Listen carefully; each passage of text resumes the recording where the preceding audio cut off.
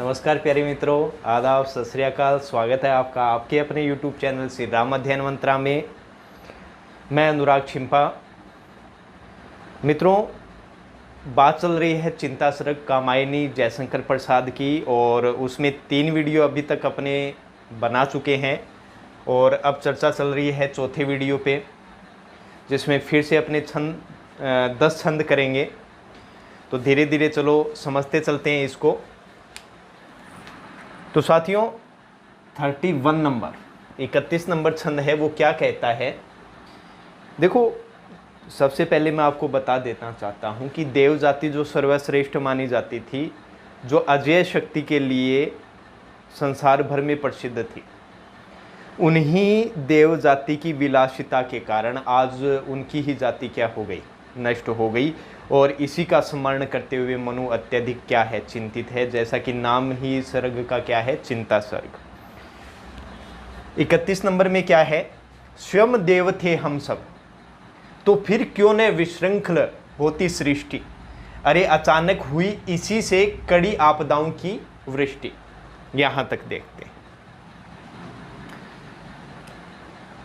स्वयं देव थे हम, इसको समझ लीजिए कि जो देव जाति थी वो स्वयं को क्या मानती थी, अजय शक्ति युक्त मानती थी, सर्वशक्तिशाली मानती थी। ठीक है। विशृंखल, विशृंखल का अर्थ होता है नष्ट भ्रष्ट। क्या होता है, नष्ट भ्रष्ट।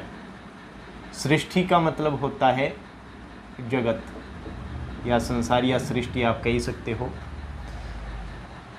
देखो, यहाँ आपदाओं की वृष्टि, आपदाओं की वृष्टि का मतलब है आपदाओं की वर्षा। अगर लक्षणार्थ में इसका अर्थ देखें तो आपदाओं का क्या हो जाएगा, आगमन हो जाएगा। आपदाओं का आगमन। पूरे छंद को देख लेते हैं।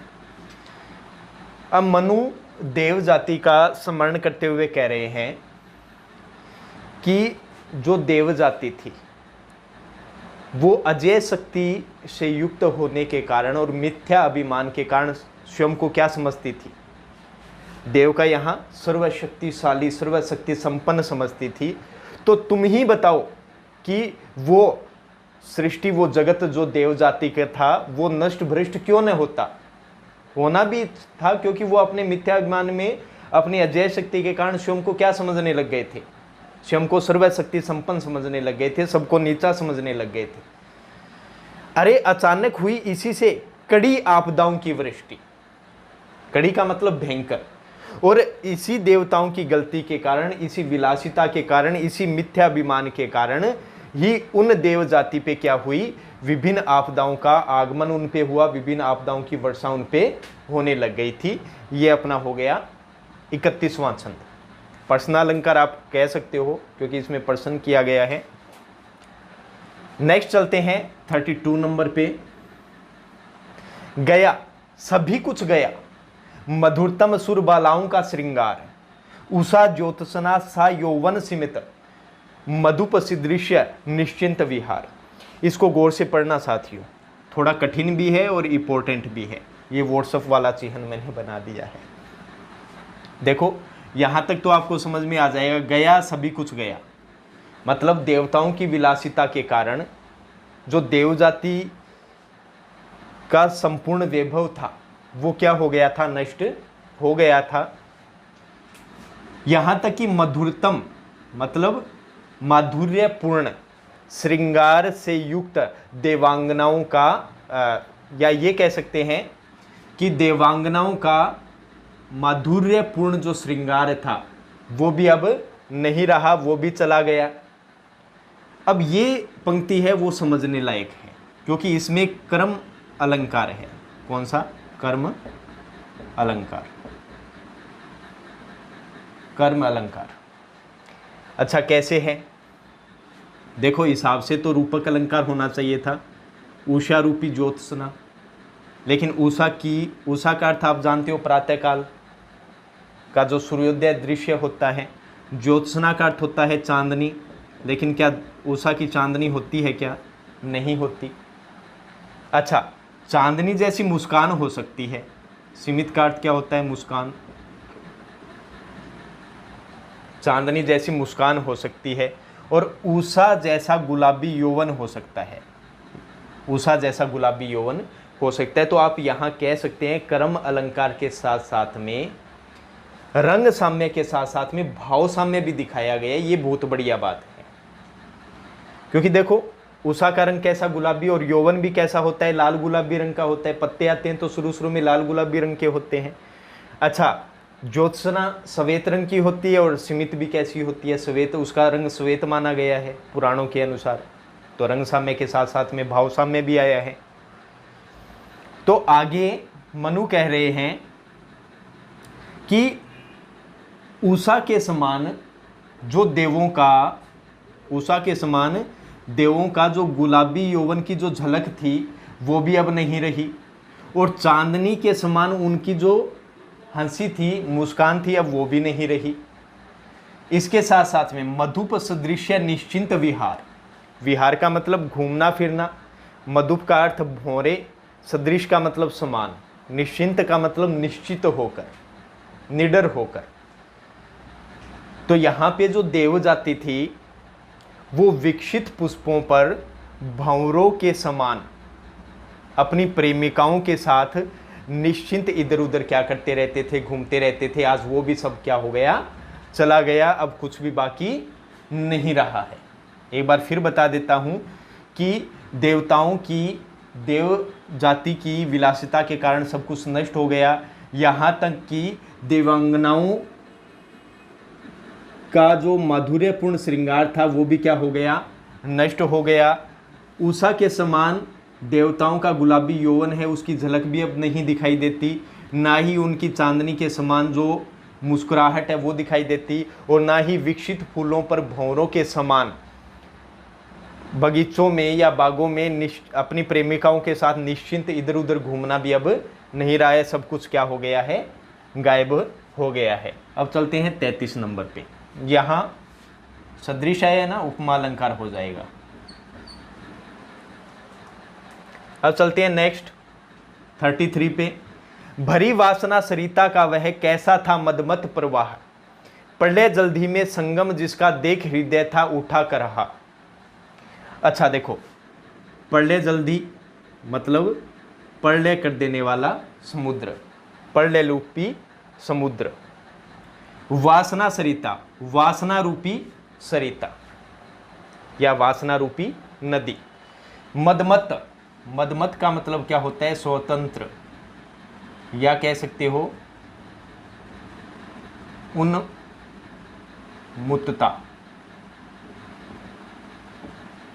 उन्मुक्त प्रवाह है या स्वतंत्र प्रवाह भी आप कह सकते हो। संगम का अर्थ क्या हो जाएगा, मिलन। अब यहां मनु देवताओं की विलासिता का स्मरण करते हुए कह रहे हैं कि जिस प्रकार बाढ़ आने पे एक नदी अपने तटवर्ती पदार्थों को नष्ट भ्रष्ट करते हुए जिस प्रकार समुद्र में मिल जाती है, देखो प्रलय जल्दी में संगम मतलब उसका मिलन हो जाता है, उसी प्रकार देवताओं की विलासिता भोग की जो भावना रूपी जो नदी है उसके स्वतंत्र प्रवाह के कारण पूरी देवजाति है वो क्या हो गई, बह गई और विनाश रूपी समुद्र में जाकर मिल गई। और इस मिलन को देखकर मनु का हृदय है वो क्या होता है, कराह मतलब पीड़ा। इसी विनाश को देखकर मनु के हृदय में पीड़ा उत्पन्न होने लग जाती है। नंबर 34। चीर किशोर वे नित्य विलासी सुरभित जिससे रहा दिगंत, आज तिरोहित हुआ कहाँ वह मधु से पूर्ण अनंत वसंत। अब ये चीज देख लेना, देखो चीर किशोर वे का मतलब आयु होती है, आपको पता है। किशोर का मतलब युवा, चीर का मतलब सदैव। तो इस पूरे का क्या हो जाएगा, अपने को सदैव युवा समझने वाले देव, अपने को सदैव युवा समझने वाले देव। नित्य विलासी, रात दिन विलासिता के अंदर खोए रहने वाले। सुरभित का मतलब क्या हो जाता है, सुगंधित,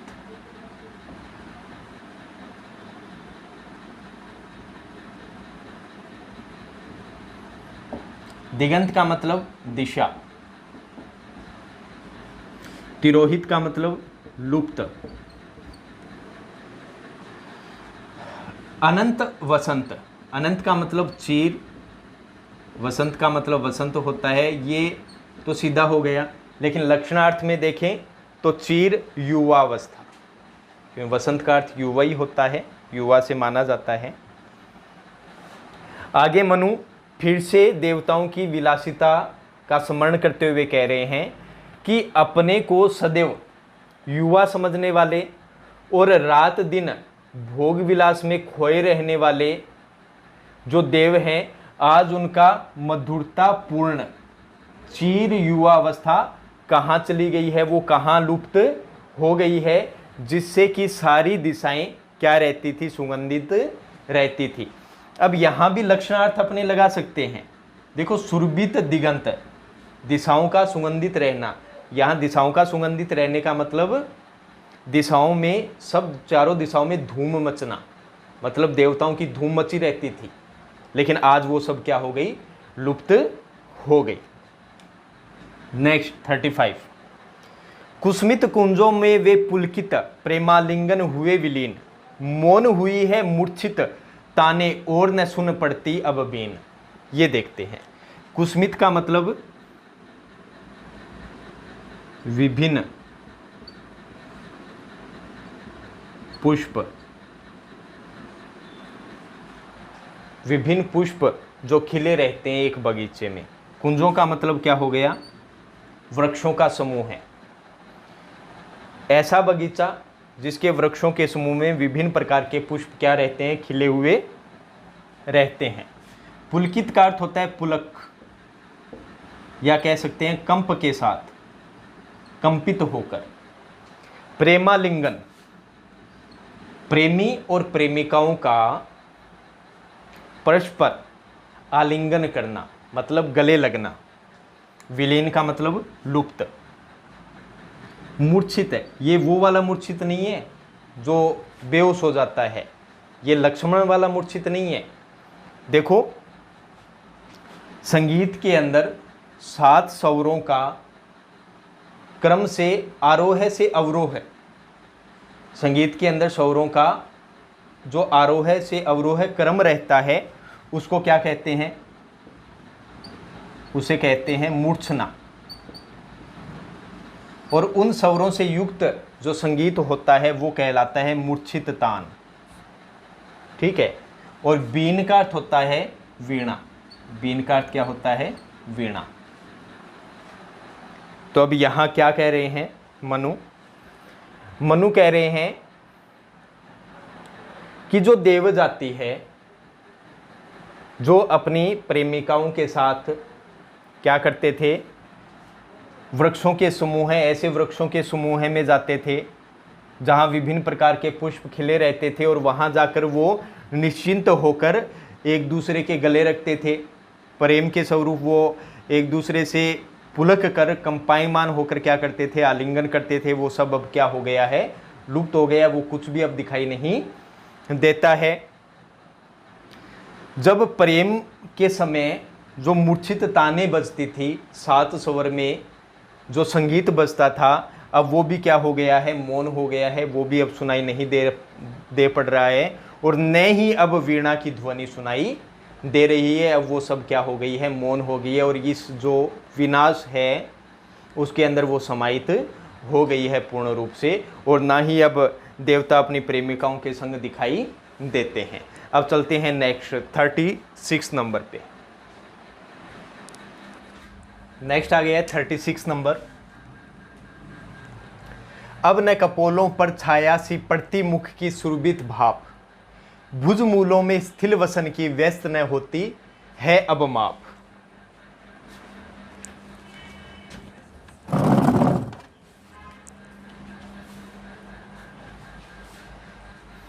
तो कपोलों का अर्थ क्या हो गया, गुलाबी गाल। छाया सी पड़ती, छाया के समान पड़ती है। मुख की सुरभित भाप, सुरभित का मतलब सुगंधित हो गया, पहले भी मैं बता चुका हूं, सुगंधित भाव। भुजमूलों में स्थिल वसन की व्यस्त न होती अब माप।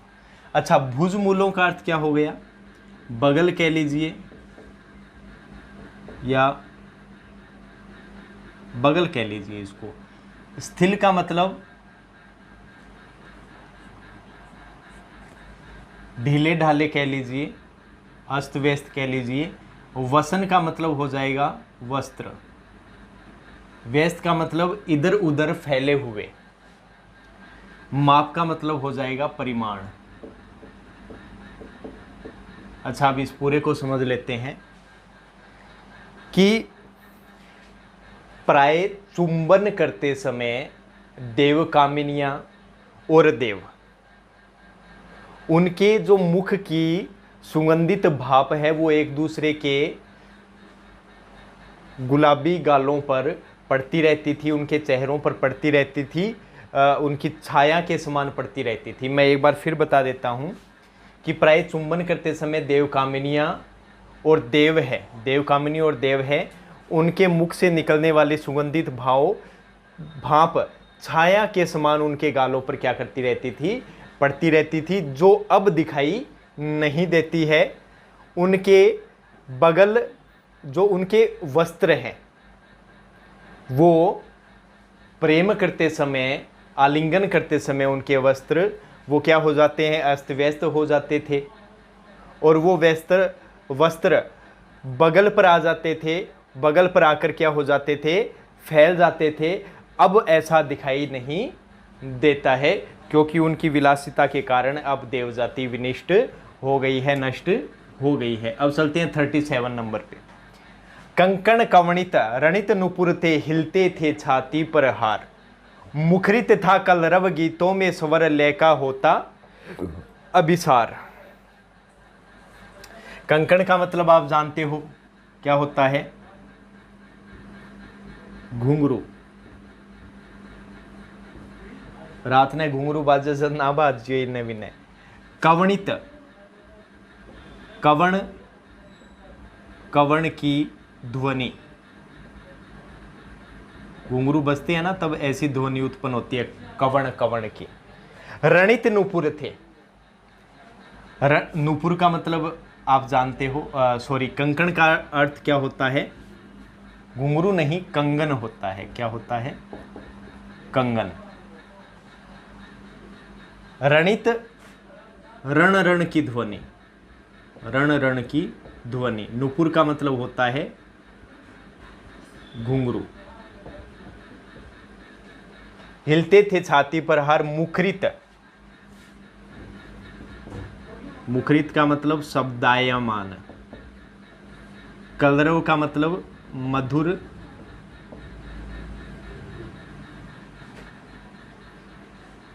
ध्वनि या आवाज कह लीजिए, मधुर ध्वनि या आवाज। गीतों में स्वर लय का होता अभिसार। अभिसार का मतलब सुंदर संयोग। पूरे का देख लेते हैं कि जब देव कामनियां और देव जब आपस में मिलकर नृत्य करते थे तो देव कामिनियों के जो कंगन हैं वो कवण कवण की ध्वनि उत्पन्न किया करते थे, और उनके पैरों में बंधे घुंघरू है वो रण रण की मधुर ध्वनि उत्पन्न किया करते थे, और नृत्य करते समय उनकी छाती पर सोने से बने हुए हार क्या करते रहते थे? हिलते रहते थे। और उनका जो मधुर संगीत है वो शब्दायमान हो उठता था, और उनके गीतों में स्वर और लय का सुंदर संयोग दिखाई देता था, जो अब विनाश के कारण कभी दिखाई नहीं देता है। नंबर 38। सौरभ से दिगंत पुरित था, अंतरिक्ष आलोक अधीर, सब में एक अचेतन गति थी जिससे पिछड़ा रहे समीर। अच्छा, सौरभ का मतलब वही सुगंध हो जाएगा। दिगंत मतलब दिशाओं का जो अंत होता है वो। पूरित का मतलब परिपूर्ण हो जाएगा, अंतरिक्ष, पृथ्वी और स्वर्ग के बीच का स्थान। आलोक का मतलब प्रकाश और अधीर का मतलब बेचैन। सब में एक अचेतन गति थी। अचेतन का मतलब होता है उन्मत्त, स्वतंत्र, जिससे पिछड़ा रहे समीर। समीर का मतलब वायु। पूरा देख लेते हैं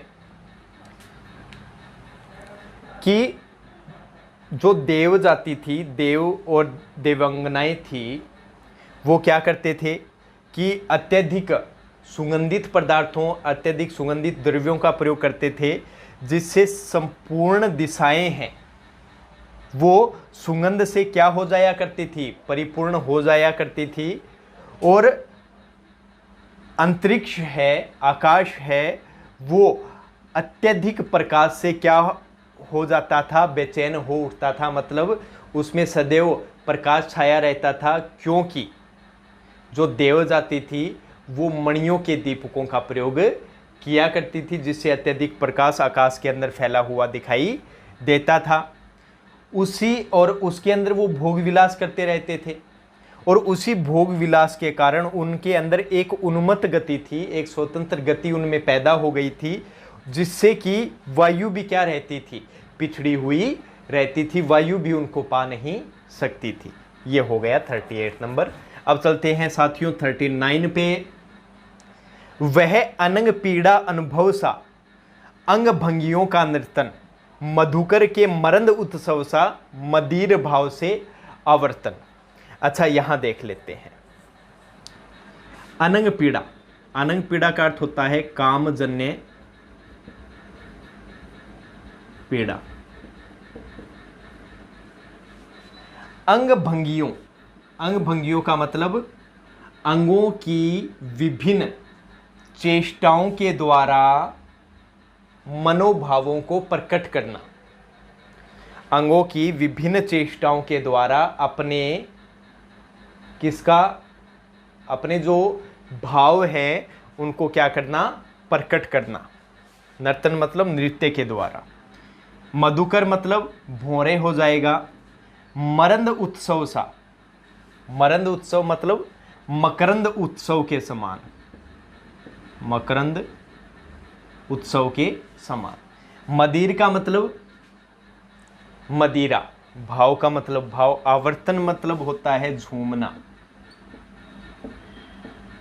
या कह सकते हैं चक्कर खाना। अब देखते हैं यहां कि जो देव कामिनियां और देव थे वो अपने अंगों की विभिन्न चेष्टाओं के द्वारा अपने भावों को इस प्रकार प्रकट करते थे, जिस तरह एक व्यक्ति अपनी कामजन्य पीड़ा को दूसरे व्यक्ति के सम्मुख रख देता है। और इतना ही नहीं, वो मदिरा पान करने के कारण, मदिरा का पान करके वो अपनी कामनियों के साथ, देव कामनियों के साथ या प्रेमियों के साथ वो क्या करते रहते थे, झूमते रहते थे। मदिरा पान करके उनके साथ उत्सव मनाते रहते थे। और उत्सव इस प्रकार मनाते थे जिस तरह भंवरे वसंत ऋतु के आने पर इकट्ठे होकर फूलों का मकरंद पीकर क्या बनाते हैं, उत्सव बनाते हैं। उसी के समान जो देवगण थे वो अपनी प्रेमिकाओं के साथ मदिरा का पान करके उत्सव मनाते रहते थे। तो यहाँ उपमा अलंकार है, सा आ गया, और यहाँ नीचे में भी क्या है, उपमा अलंकार हो गया। ठीक है। और अंतिम है 40, पाठ नंबर 4 का 40 नंबर छंद है। सुरा सुरभि में बदन अरुण वे नयन भरे आलस अनुराग, कल कपोल था जहां बिछलता कल्प वृक्ष का पीत पराग। अच्छा ठीक है। सूरा सुरभि में, सूरा सुरभि में का अर्थ क्या हो जाएगा, मदिरा पान करने से मुख से मदिरा की गंध आना। मदिरा पान से, सूरा सुरभि में बदन का अर्थ क्या हो जाएगा, मदिरा पान करने से मुख से मदिरा की गंध आना। अरुण का मतलब क्या होता है, लालिमा युक्त। नयन का मतलब नेत्र, भरे का मतलब भरे, आलस का मतलब आलस, अनुराग का मतलब प्रेम। कल मतलब चिकने व सुंदर। कपोल का मतलब हो जाएगा गाल। सुरा का मतलब मदिरा। सुरभि में सुगंध युक्त। बदन का मतलब मुख। जहां बिछलता, विछलता का मतलब फिसलना। कल्प वृक्ष मतलब आप जानते ही हो, देवताओं का वृक्ष। पीत पराग, फूलों के अंदर पाई जाने वाली धूल, जिसे पराग भी कह सकते हैं, रजकण जिसे बोलते हैं। अच्छा, अब देखते हैं कि जो देवगण थे और जो देव कामिनियाँ थी वो क्या करते थे, मदिरा का पान करते थे, और मदिरा का पान करने से उनके मुख से सदैव मदिरा की गंध आती रहती थी,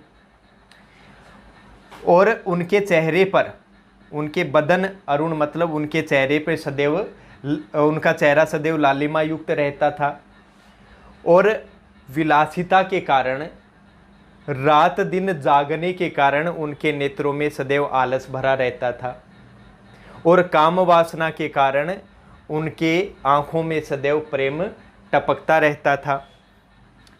कल कपोल था जहां विछलता, और वो अपने चिकने और सुंदर गालों के ऊपर कल्प वृक्ष का क्या लगा लेते, सॉरी, उनके जो गाल थे वो बड़े चिकने और क्या थे, सुंदर थे। वो इतने चिकने और सुंदर थे कि उन पे कल्प वृक्ष का पीत पराग मतलब रजकण वो लगा लेते थे, तो उनके ऊपर जो रजकण था कल्प वृक्ष का वो भी क्या होता था, फिसलता हुआ प्रतीत होता था। ये हो गया 40, और आपको अच्छे से समझ में भी आया होगा। उम्मीद है आगे भी अपने ऐसे ही चर्चा करते रहेंगे और आगे बढ़ते रहेंगे। मिलते हैं नेक्स्ट वीडियो में, तब तक के लिए श्री राम अध्ययन मंत्र आपसे विदा चाहता है। जय हिंद, जय भारत साथियों। हाँ, एक बात और, अगर कुछ समझ में नहीं आए तो आप कमेंट बॉक्स में कमेंट कर सकते हैं, उसका जवाब मैं ज़रूर दूंगा। ठीक है मित्रों, जय हिंद, जय भारत।